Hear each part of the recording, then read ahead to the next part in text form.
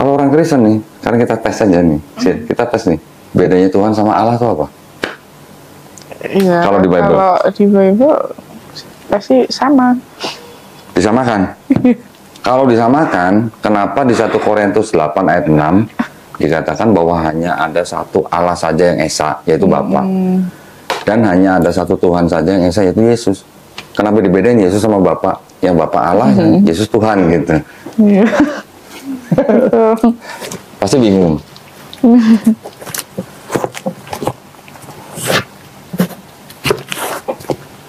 Jadi sebenarnya Paulus sih sebenarnya nggak apa ya? Sebenarnya Paulus tuh nggak menganggap Yesus sama dengan Bapa. Kan Yesus punya, dianggapnya kan Yesus kan punya Tuhan namanya Bapa. Disebut Allah gitu kalau di Bible. Paulus itu menganggap Yesus itu bukan Bapa, tapi hanya pengantara. Ya. Cuman Paulus ini kan mengajarkan sesuatu yang tidak diajarkan oleh Yesus gitu, yaitu dosa waris gitu. Tetapi Paulus tidak menganggap Yesus sama dengan Bapa gitu. Tapi hanya pengantara gitu. Jadi ada perbedaan hierarki gitulah, perbedaan otoritas gitulah. Karena kan Paulus bilang begini, kepala dari wanita dalam hal ini istri itu adalah suami atau laki-laki. Kepala dari laki-laki adalah Kristus. Pernah baca? Kepala dari Kristus adalah Bapa. Berarti ada tingkatan hierarki kan? Nah, berarti Paulus menganggap Yesus tidak sama hierarkinya dengan Bapa. Beda situ, tapi sama gereja kan diterjemahkan lain, sama gereja ditafsirkan lain. Yesus itu adalah Allah yang sedang berkarya di bumi gitu. Tuhan itu artinya menurut orang Kristen, Tuhan itu artinya Allah yang sedang berkarya di bumi gitu, yang sedang jadi manusia gitu. Jadi banyak kebingungan nantinya pasti. Iya, pasti banyak kebingungan. Gitu, kira-kira. Doktrinnya ini sebenarnya adalah doktrin yang boleh dikatakan penerus daripada doktrin pagan. Pernah dengar pagan? Dewa-dewa. Zeus. Iya, Zeus. Menghamili perempuan muda namanya Danae. Punya anak namanya Perseus. Terus menghamili perempuan lagi namanya Hercules. Menghamili dewa lain punya anak namanya Helen gitu. Jadi ada dewa, kalau di Yunani itu kan dewa kan banyak. Tetapi ada satu dewa yang paling tinggi yaitu Zeus. Nah, Zeus ini bisa punya anak dari manusia, anaknya disebut setengah manusia, setengah dewa. Okay? Apa bedanya sama Yesus gitu kalau di sini? Kalau Yesus dianggap sebagai Tuhan gitu. Ada Bapa menghamili Maria, ya, punya anak Yesus. Yesusnya disebut 100% manusia, 100% Tuhan. Mirip kan sama konsep di pagan itu kan. Dan di dalam Bible ini ternyata banyak sekali ayat-ayat yang mengindikasikan bahwa itu mereka mengadopsi dari budaya pagan. Yang membuktikan Bible sendiri loh. Jangan kaget ya. Ini namanya New American Bible. Ini Bible-nya orang Amerika lah. Tapi ini yang dianggap sebagai Bible-nya orang Katolik gitu ya. Pernah denger dong, Karin dong. Pada mulanya adalah firman. Yang firman Allah jadi firman. Dan firman itu bersama-sama dengan Allah. Dan firman itu adalah Allah. Kemudian di ayat 14, dan firman itu menjelma menjadi manusia. Jadi Yesus dianggap sebagai firman yang jadi manusia gitu. Pernah dengar? Nggak tahu sama sekali. Ini kan, in the beginning was the word ya, dan seterusnya. Di sini ada keterangan nih. Ini kalau mau dibaca, ini ada kata-kata apa? Ini Hellenistic philosophy. Kalau mau dibaca silakan. Hellenistik itu adalah budaya atau filosofi pagan dari Yunani kuno. Yang tadi saya bilang, Dewa Zeus punya anak Helen gitu. Helen itu yang menjadi kata Hellenistik.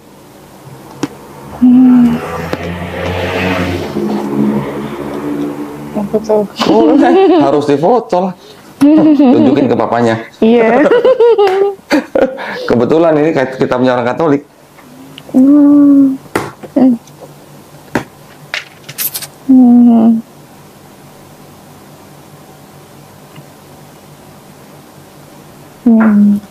Filosofi. Ada buku apa ya saya waktu itu ya? Nih. Yang American Bible. Ini buku yang nulis bukan orang Islam nih. Yang nulis juga kalau nggak salah orang Katolik sih. Penulisnya namanya Sam Oputa. The Greatest Celestial Deception. Jadi apa? Penipuan terbesar perbintangan ya. Ini ada kata-kata begini. Yang saya kuningin. Mitra like Jesus was venerated as the way, the truth, the life, the light, the word, the Son of God, and as the God Spirit. Ingatnya ayat apa kalau lihat baca begitu? Yohanes 14 ayat 6 dong. Akulah jalan dan hidup. Akulah jalan dan kebenaran dan hidup. Tidak ada seorang pun sampai kepada Bapa kalau tidak melalui aku. Apa bedanya sama Dewa Mitra? Sama juga disebut the way, the truth, and the life. Mitra like Jesus. Jadi memang konsepnya itu memang konsep yang diadopsi dari kepercayaan-kepercayaan sebelumnya. Kira-kira 6 abad sebelum Yesus dianggap sebagai Tuhan di abad keempat, 325 Masehi. Kira-kira 600 tahun sebelumnya ada namanya Raja Ptolemy di Mesir yang mengangkat dewa Serapis menjadi Tuhan. Tahun 305 Masehi, sebelum Masehi. Kira-kira 600 tahun kemudian baru Yesus juga diangkat sebagai Tuhan di Konsili Nisea 325. Pendeta-pendeta yang ikut di dalam konsili itu juga mantan orang-orang atau pendeta-pendeta yang menyembah dewa Serapis sebelumnya. Jadi ini tukar Tuhan gitu lah. Pusing. Di gereja nggak pernah jelasin itu pasti. Iya benar. Nah, jadi saya bilang tadi kan masih ada sisa-sisa kebenaran di dalam Bible. Karena ya di dalam Islam kan kita tahu ya bahwa Quran membenarkan kitab-kitab yang sudah diturunkan sebelumnya. Taurat, Zabur, Injil. Iya. Tetapi Taurat, Zabur, Injil ini kan tidak ditulis oleh orang-orang atau nabi-nabi rasul-rasul yang menerima langsung. Taurat nulis apa? Musa nulis Taurat nggak? Nabi Daud alaihissalam nulis Zabur nggak? Nabi Isa nulis Injil nggak? Nah, yang nulis ini siapa? Pengikut-pengikutnya. Pengikut-pengikutnya setelah nabinya sudah nggak ada, barulah ditulis gitu. Nabi Musa hidup tahun berapa? Abad berapa kira-kira? Abad 16-15 atau 15-14 sebelum Masehi. Itu 1500 tahun sebelum Yesus gitu kan. Iya betul. Sedangkan Bible ini baru disusun atau baru disusun. Itu baru kira-kira di abad ke-5 sebelum Masehi. Jarak sama Musa 1000 tahun. Apa mungkin Musa yang nulis? Gitu. Tapi bukan yang ini ya, yang ini nih. Sorry. Yang ini. Kalau yang ini, Bible-nya orang Yahudi. Dalam bahasa Ibrani. Bacanya kayak gini. Dari kanan ke kiri kalau Yahudi. The Stone Edition. Tapi itu ada terjemahan bahasa Inggrisnya. Oh iya, ada terjemahan. Nah, itu yang disebut dengan Tanakh. Tanakh itu singkatan dari Torah, Nevi'im, Ketuvim. Yang nyusun ini orang-orang Yahudi. Ini baru selesai disusun itu kira-kira abad ke-5 sebelum Masehi. Ditulisnya mungkin dari abad-abad ke-7, 8, 9 lah ya. Tapi baru menjadi Bible-nya orang Yahudi baru di abad ke-5 sebelum Masehi. Sudah ada Yesus belum? Belum. Sudah ada Kristen belum? Belum. Ini diterjemahkan sama orang-orang Mesir, sama Yahudi-Yahudi juga. Menjadi ini. Ini kenapa bukannya dari kanan ya? Pernah dengar Septuaginta? Oh iya. Itu diterjemah dari Ibrani diterjemahkan menjadi bahasa Yunani menjadi kitab Septuaginta. Bahasa Yunani. Ini diterjemahkan kira-kira abad ke-3 sebelum Masehi. Sudah ada Yesus belum? Belum. Sudah ada Kristen? Belum.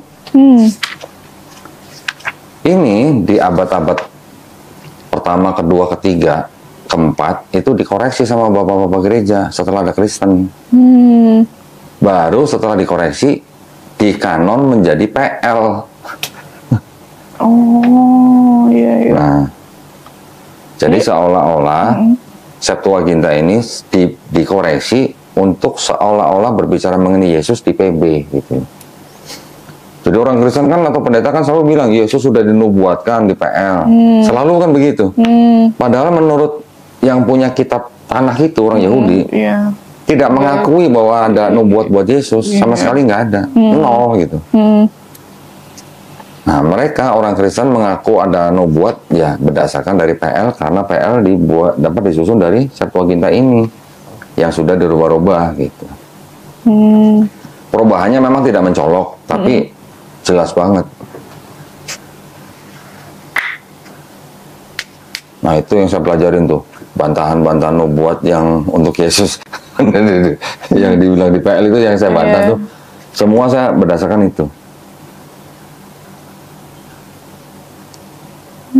Nah kemudian kan di abad-abad abad pertama, abad kedua, pertengahan abad pertama sampai pertengahan abad kedua, baru perjanjian baru disusun, ya kan?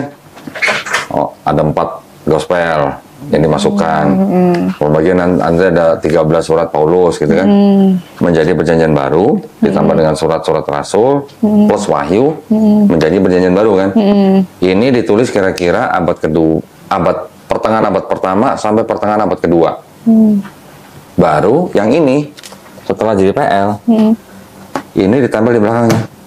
Jadilah Bible Kristen.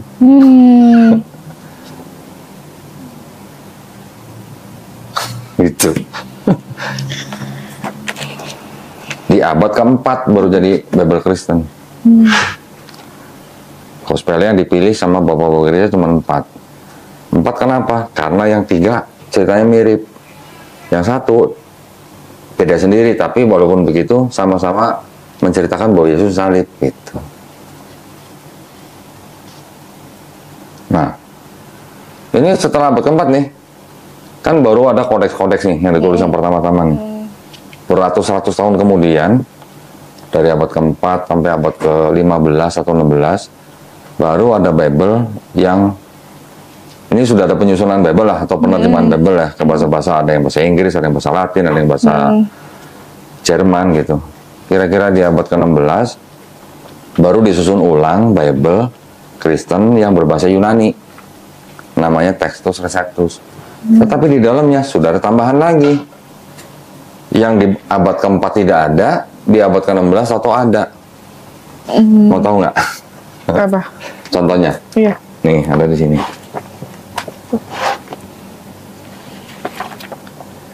1 Yohanes pasal 5 ya, ayat ke-7 nih.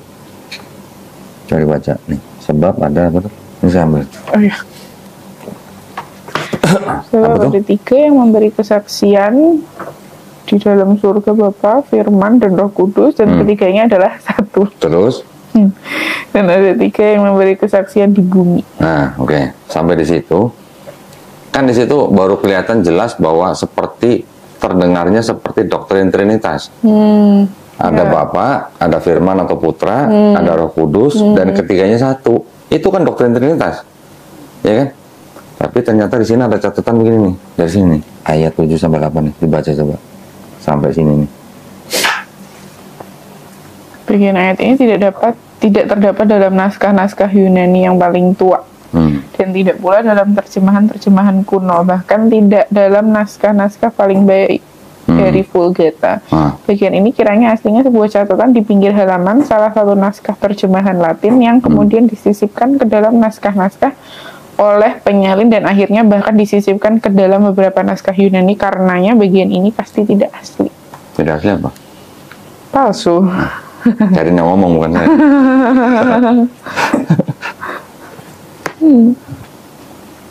Gimana Sin? Kalau kamu punya Quran, ya Quran, terus di dalam Quran tuh ada catatan seperti itu, kira-kira kamu gimana? Jadi ragu. Cari tahu dong. Gimana ceritanya kok bisa ada ayat yang tadinya catatan di pinggir halaman disisipkan menjadi ayat. Jadi catatan penyalin ini adalah penafsiran penyalin bisa menjadi ayat gitu. Dan itu banyak yang seperti itu, nggak cuma satu. Di Perjanjian Baru itu ada belasan yang seperti itu. Bahkan cerita mengenai, pernah dengar kan yang cerita wanita berzina mau dihukum? Oh iya pernah. Pernah dengar kan? Pernah. Ternyata itu juga sisipan. Oh, malah Karena apa? Karena ada di dalam kurung. Saya tunjukin nih. Iya, iya. Tunjukin bedanya nih. Jadi kalau dibilang apa? Bible jujur nggak? Jujur, nah itu bilang tidak asli. Tapi buat pendeta dan jemaat-jemaat yang percaya, mau asli mau tidak asli buat mereka nggak peduli, nggak penting gitu katanya. Yang penting percaya Yesus sebagai Tuhan dan Juru Selamat begitu aja. Ya kan? Iya benar. Kalian di rumah punya Bible apa? TB. Terjemahan baru kan? Iya pasti. Yang LAI kan? Iya Ini benar kan? yang kayak gitu. Sudah punya yang TB2 belum? Ini baru keluar tahun ini. Baru keluar tahun ini. Yang tahun ini. Ini ada buku penjelasannya nih, penjelasan singkat. Alkitab TB edisi kedua. Di sini dijelaskan bahwa ada apa nih? Tanda kurung tegak, itu artinya apa? Tanda kurung tegak, teks-teks yang ditanya sebenarnya tidak terdapat dalam naskah kuno. Nah, berarti kan ada naskah yang belakangan yang memuat gitu. Naskah yang kuno tidak ada, naskah belakangan ada gitu. Berarti kan itu ada perubahan, ada tambahan gitu.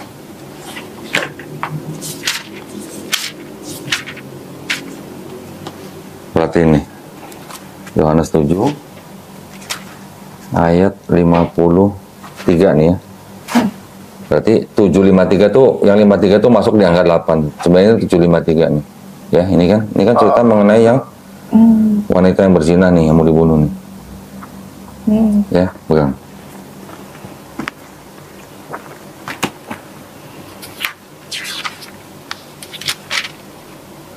Nah, nih, bandingkan sama ini. Ini ayat 53-nya ada dalam kurung nggak? 53 masih 8. Nah. Yang di situ 53 ada dalam kurung nggak? Oh, enggak ada. Yang ini? Ada. Ini yang baru ya? Ini TB2. Lalu mereka pulang, oh iya. Berarti yang di sini tidak ada dalam kurung dianggapnya ayat asli. Yang ini yang keluaran terbaru ada dalam kurungnya, berarti dianggap ayat ini tidak asli. Karena menurut buku penjelasan itu tidak terdapat di Naskah kuno. naskah-naskah kuno. Padahal 1 sampai sini ya? Banyak satu apa ya, satu cerita.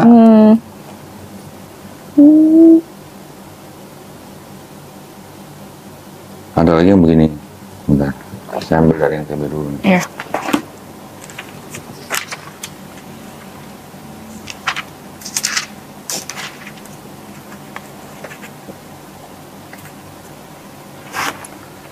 Markus 16 ayat berapa nih? 9, ayat 9 ya. Saya bukan. Iya. Saya cepat buka Bible karena dulu waktu remaja saya juara buka Bible. Oh. Ada kegiatan remaja. Markus 16, ya kan? Ayat 9. Ada tanda kurungnya nggak? Enggak. Coba yang ini. Yang ini ada. Wah. Panjang banget lagi. Panjang, ayat 9 sampai 20. Di naskah yang paling tua, yaitu ada naskah Codex Sinaiticus namanya. Ayat-ayat itu nggak ada.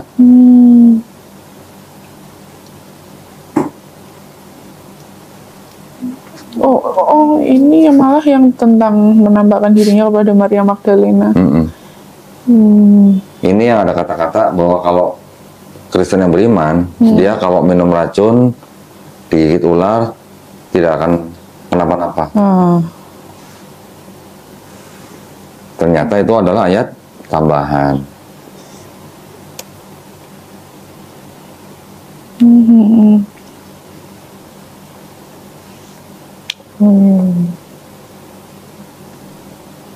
Nah ini kan ada yang saya kuning ini. Iya ini. Apa nih? Ini yang ini. Oh, dengan ini. singkat gitu ya.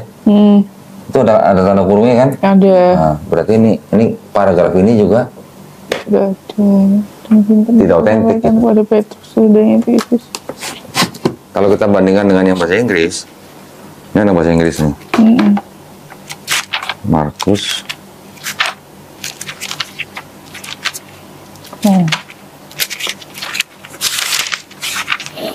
Nah, ini ada Markus 16 nih. Markus 16 dari ayat sampai 8 nih. Nah, satu paragraf aja kan pendek nih. Ini kan kalau kita baca nih, apa nih? So, stay, sampai sini ada kata-kata were afraid kan? Ya, Were afraid ini kan berarti kan dengan takut. Karena takut. Betul kan? Setelah were afraid langsung 9 kan? ya. Oh iya. Nah, ini ada paragraf yang panjang begini dengan singkat dan seterusnya. Di sini nggak ada. Wih, Sinta belajar Bible loh. Iya juga.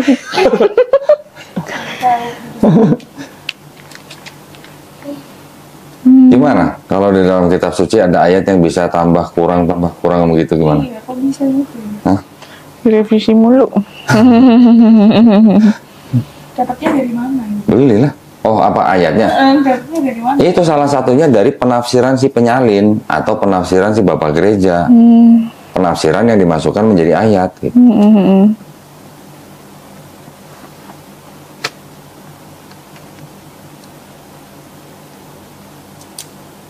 Kalau ada kitab, ada ayatnya yang tidak asli atau palsu tadi kata Karin, boleh nggak atau pantas nggak disebut sebagai kitab suci? Gitu. Enggak. Gitu. Makanya saya tanya sama Sinta, kalau di Quran ada keterangan begitu tuh gimana itu? Pasti kan heboh, ya kan? Tapi bukan berarti heboh karena marah, tapi kita heboh kan harus cari tahu, bener nggak gitu loh. Walaupun yang mengeluarkan catatan itu badan atau lembaga yang berwenang gitu. Misalnya dari Kementerian Agama Arab Saudi misalnya. Masa kita nggak percaya gitu? Kan mereka punya wewenang, punya alasan, punya latar belakang kenapa bisa nulis begitu. Mereka juga punya alasannya. Karena memang dokumen-dokumen yang dulu itu masih ada yang bisa diselamatkan. Kita tinggal buka di sini nih, udah kelihatan nih. Kodeks Sinaiticus. Kodeks Sinaiticus ini ditulis kira-kira di abad ke-4, kira-kira tahun 360-an Masehi. Kita tinggal buka. Oh. Tinggal pilih tuh. Tadi apa? Markus ya? Ya. Markus. Ini saya besarin. Nah, ini Markus nih ya. Chapter 16. Ayat. Nah ini.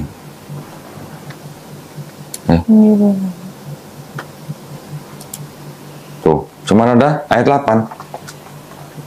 Sedangkan di situ sampai 20. 20. Iya. Nah, ini di sini kita bisa lihat tuh dokumen aslinya. Nih. Tuh. Oh, bisa diperbesar tuh. Ini udah ada yang digitalisasi.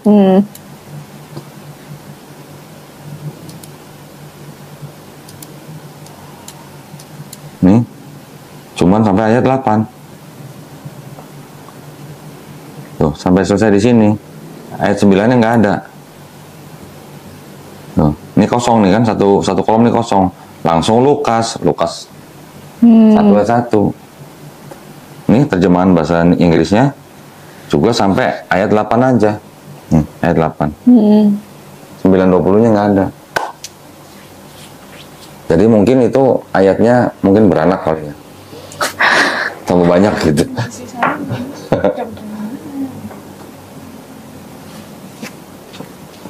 Iya ya. Ya itu kondisinya begitu.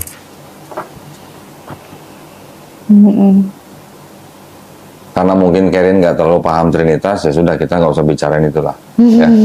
Kita bicara dari ini aja, kitab suci aja.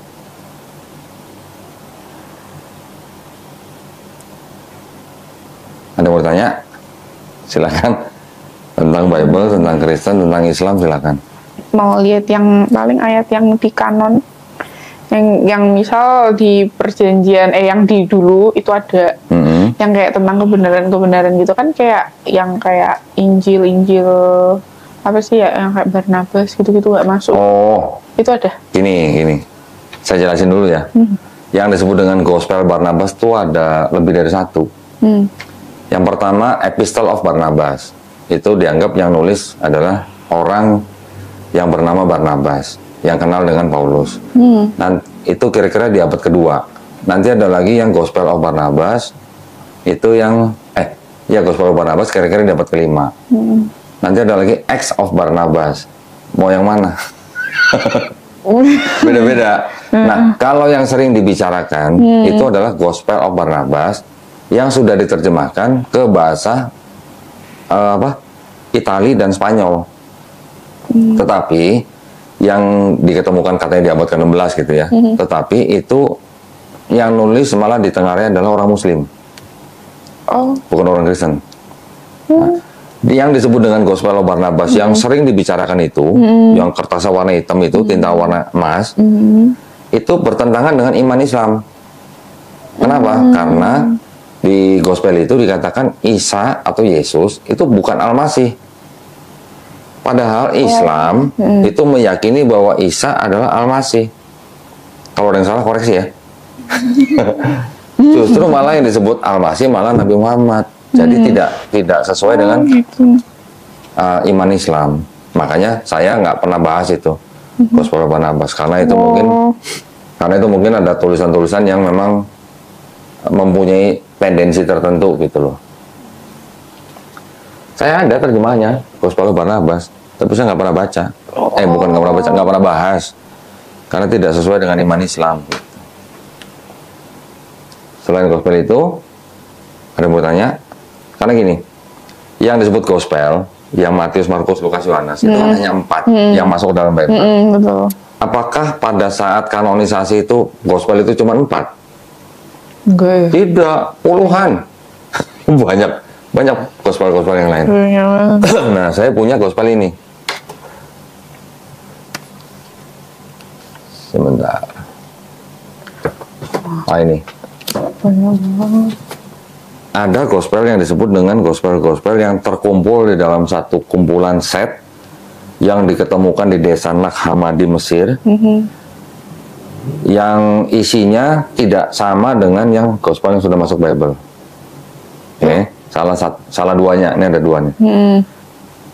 Satu, di gospel ini, kalau nggak salah di Gospel of Philip namanya, Filipus, Yesus sering mencium Maria Magdalena di bibirnya. Ada, ya. Nanti kalau mau baca bisa. Artinya, kalau tradisi Yahudi boleh nggak mencium di bibir lawan jenis yang bukan istrinya? Yang bukan istrinya. Kalau bukan istrinya, nggak boleh. Sama seperti dalam Islam kan? Bukan mahram namanya. Jadi nggak boleh bersentuhan kulit aja nggak boleh, apalagi cium di bibirnya. Berarti itu tandanya apa? Istrinya. Berarti Maria Magdalena terindikasi sebagai istrinya Yesus gitu. Yang kedua ada lagi di gospel yang namanya the second treatise of the great set namanya. Itu nama gospelnya. Susah ngomongnya. Di gospel itu disebutin bahwa peristiwa penyalipan itu Yesus nonton dari jauh. Nonton sambil ketawa. Yang disalib bukan Yesus, tapi siapa? Simon orang Kirene. Saya bukain. Udah saya tandain. Masih banyak sebenarnya hal-hal yang menarik di gospel ini. Nah, ini yang Maria Magdalena nih. Baca sendiri. Saya ke toilet dulu. Wisdom, who is called barren, is the mother of the angels. The combination of the Savior is Mary of Magdala. The Savior loved her more than all the disciples, and he kissed her often on her mouth. Ya ini.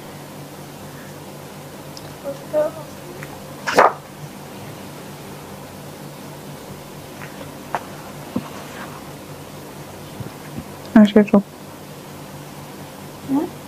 Punya.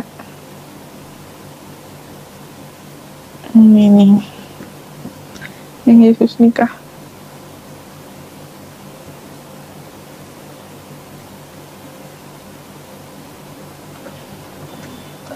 Itu kita bingung. Pengen banget kan?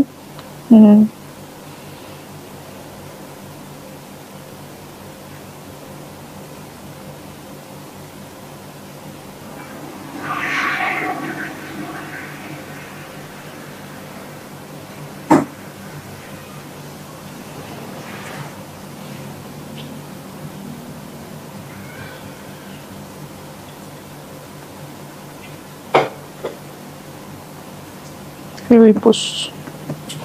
Iya benar yang di Filipus. Ada tapi kayaknya nggak tahu ya apa aja yang dihilangin ya. Aku tuh gak apa.